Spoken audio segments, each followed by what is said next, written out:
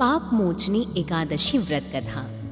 राधे राधे प्यारे भक्तजनों, आज हम सुनेंगे पाप मोचनी एकादशी व्रत कथा।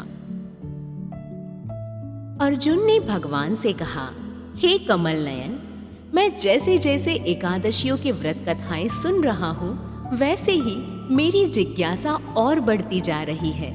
हे मधुसूदन, आप कृपा करके मुझे चैत्र माह के कृष्ण पक्ष की एकादशी के विषय में बतलाइए। इस एकादशी का नाम क्या है, इसमें कौन से देवता का पूजन होता है और इसका विधान क्या है?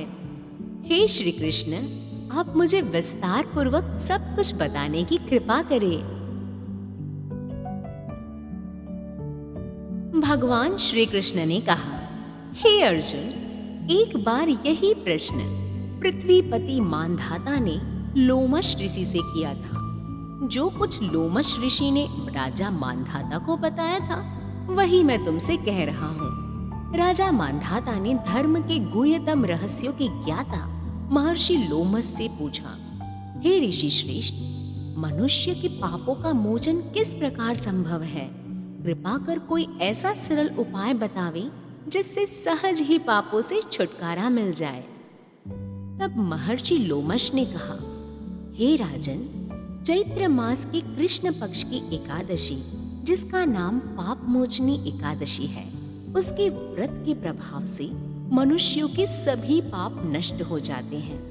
मैं तुम्हें इस व्रत की कथा सुनाता हूँ, तुम ध्यान पूर्वक श्रवण करो। प्राचीन समय में चैत्र रथ नामक वन था। उसमें अप्सराएं किन्नरों के साथ विहार किया करती थी। वहां सदैव वसंत का मौसम रहता था, यानी उस स्थान पर सदैव नाना प्रकार के पुष्प खिले रहते थे। कभी गंधर्व कन्याएं विहार किया करती थी, तो कभी स्वयं देवेंद्र अन्य देवताओं के साथ क्रीड़ा किया करते थे। उसी वन में मेधावी नाम के एक ऋषि भी तपस्या में लीन रहते थे। वह भगवान शिव के अनन्य भक्त थे।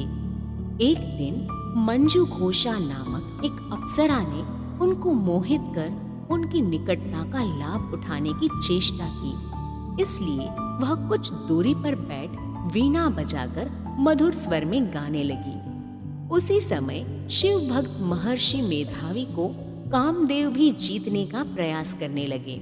कामदेव ने उस सुंदर अप्सरा के भ्रू का धनुष्य बनाया, कटाक्ष को उसकी प्रत्यंचा बनाई और उसके नेत्रों को मंजू घोषा अप्सरा का सेनापति बनाया। इस तरह कामदेव अपने शत्रु विजय प्राप्त करने हेतु तैयार थे। उस समय महर्षि मेधावी भी युवावस्था में थे और काफी हृष्ट पुष्ट थे। उन्होंने यज्ञोपवीत तथा दंड धारण कर रखा था। महर्षि स्वयं दूसरे कामदेव के समान प्रतीत हो रहे थे। उस मुनि को देखकर कामदेव के वश में हुई मंजू घोषा ने धीरे धीरे मधुर वाणी से वीणा पर गायन आरंभ किया, तो महर्षि मेधावी भी मंजू घोषा के मधुर गायन पर तथा उसके सौंदर्य पर मोहित हो गए। वह अप्सरा मेधावी मुनि को कामदेव से पीड़ित जानकर उनसे आलिंगन करने लगी। महर्षि मेधावी उस अप्सरा के सौंदर्य पर मोहित होकर शिव रहस्य को भूल गए तथा काम के वशीभूत होकर उसके साथ रमण करने लगे। काम में वशीभूत होने के कारण मुनि को उस समय दिन रात का कुछ भी ज्ञान न था तथा अत्यंत दीर्घ काल तक वे दोनों रमण करते रहे। तदुपरांत मंजू घोषा उस मुनि से बोली, हे ऋषिवर, अब मुझे बहुत समय हो गया है, अतः स्वर्ग जाने की आज्ञा दीजिए। अप्सरा की बात सुनकर ऋषि ने कहा, हे मोहिनी, संध्या को तो आई हो, थोड़े समय ठहरो, प्रातः काल होने पर चली जाना। ऋषि के ऐसे वचनों को सुनकर अप्सरा उनके साथ रमण करने लगी। इसी प्रकार दोनों ने साथ साथ बहुत लंबा समय व्यतीत किया। मंजू घोषा ने एक दिन ऋषि से कहा, हे विप्र, अब आप मुझे स्वर्ग जाने की आज्ञा दीजिए। मुनि ने पुनः वही कहा, हे रूपसी, अभी अधिक समय व्यतीत नहीं हुआ है, कुछ समय और ठहर जाओ। मुनि की बात सुन अप्सरा ने कहा, हे ऋषिवर, आपकी रात्रि तो बहुत लंबी है। आप स्वयं ही विचार कीजिए कि मुझे आपके पास आए कितना समय व्यतीत हो गया है। अब और अधिक समय तक ठहरना क्या उचित है? अप्सरा की बात सुन मुनि को समय का बोध हुआ और वह गंभीरता पूर्वक विचार करने लगा। जब उन्हें समय का ज्ञान हुआ कि उन्हें रमण करते 57 वर्ष व्यतीत हो चुके हैं, तो उस अप्सरा को वह काल का रूप समझने लगे। इतना अधिक समय भोग विलास में व्यर्थ चला जाने पर उन्हें बड़ा क्रोध आया। अब वह भयंकर क्रोध में जलते हुए उस तप नाश करने वाली अप्सरा की तरफ भ्रुकुटी तान कर देखने लगे। क्रोध से उनके अधर कंपित होने लगे तथा इंद्रियां अनियंत्रित होने लगी। क्रोध से थरथराते स्वर में मुनि ने उस अप्सरा से कहा, मेरे तप को नष्ट करने वाली दुष्टा, तू महापापिन और बहुत ही दुराचारिणी है। तुझ पर धिक्कार है। तत्क्षण तो मेरे श्राप से पिशाचिनी बन जा। मुनि के क्रोध युक्त श्राप से वह अप्सरा पिशाचिनी बन गई। यह देख वह व्यथित होकर बोली, हे ऋषिवर, अब मुझ पर क्रोध त्याग कर प्रसन्न होइए और कृपा करके बताइए कि इस श्राप का निवारण किस प्रकार होगा। विद्वानों ने कहा है, साधुओं की संगत उत्तम फल देने वाली होती है और आपके साथ तो मेरे बहुत वर्ष व्यतीत हुए हैं। अतः अब आप मुझ पर प्रसन्न हो जाइए, अन्यथा लोग कहेंगे कि एक पुण्यात्मा के साथ रहने पर मंजू घोषा को पिशाचिनी बनना पड़ा। मंजू घोषा की बात सुनकर मुनि को अपने क्रोध पर अत्यंत ग्लानि हुई, साथ ही अपनी अपकीर्ति का भय भी हुआ। अतः पिशाचिनी बनी मंजू घोषा से मुनि ने कहा, तूने मेरा बड़ा बुरा किया है, किंतु फिर भी मैं तुझे इस श्राप से मुक्ति का उपाय बतलाता हूँ। चैत्र मास के शुक्ल पक्ष की जो एकादशी है, उसका नाम पाप मोचनी है। उस एकादशी का उपवास करने से तेरी पिशाचिनी की देह से मुक्ति हो जाएगी। ऐसा कहकर मुनि ने उसको व्रत का सब विधान समझा दिया। तदुपरांत अपने पापों का प्रायश्चित करने हेतु वह अपने पिता च्यवन ऋषि के पास गए।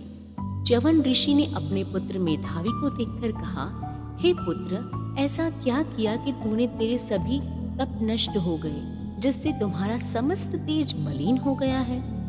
मेधावी मुनि ने लज्जा से अपना सिर झुकाकर कहा, पिताश्री, मैंने एक अप्सरा से रमण करके बहुत बड़ा पाप किया है। इसी पाप के कारण संभवतः मेरा सारा तेज, मेरा तप नष्ट हो गए हैं। कृपा करके आप इस पाप से छूटने का उपाय बतलाइए। ऋषि ने कहा, हे पुत्र, तुम चैत्र माह के कृष्ण पक्ष की पाप मोचनी एकादशी का विधि तथा भक्ति पूर्वक उपवास करो, जिससे तुम्हारे सभी पाप नष्ट हो जाएंगे। अपने पिता च्यवन ऋषि के वचनों को सुनकर मेधावी मुनि ने पाप मोचनी एकादशी का विधि पूर्वक व्रत किया। उसके प्रभाव से उनके सभी पाप नष्ट हो गए। मंजू घोषा अप्सरा भी पाप मोचनी एकादशी का उपवास करने से पिशाचिनी की देह से छूट गई और पुनः अपना सुंदर रूप धारण कर स्वर्गलोक चली गई। लोमश मुनि ने कहा, हे राजन, इस पाप मोचनी एकादशी के प्रभाव से समस्त पाप नष्ट होते हैं। इस एकादशी की कथा की श्रवण करने से और पठन करने से 1,000 गौदान करने का फल भी प्राप्त होता है। इस उपवास के करने से ब्रह्म हत्या, स्वर्ण की चोरी, मद्यपान तथा अगम्यागमन करना आदि भयंकर पाप भी नष्ट हो जाते हैं तथा अंत में स्वर्गलोक की प्राप्ति होती है। इस कथा से स्पष्ट जान पड़ता है कि शारीरिक आकर्षण अधिक समय तक नहीं रहता। शारीरिक सौंदर्य के लोभ में पड़कर मेधावी मुनि अपने तप संकल्प को भूल गए।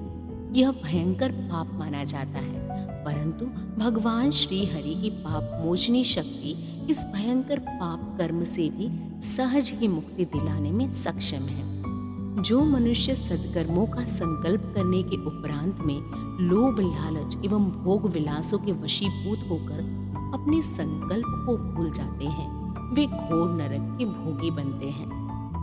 तो ये थी पाप मोचनी एकादशी की व्रत कथा।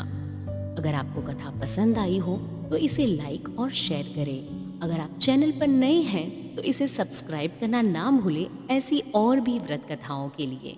धन्यवाद। राधे राधे।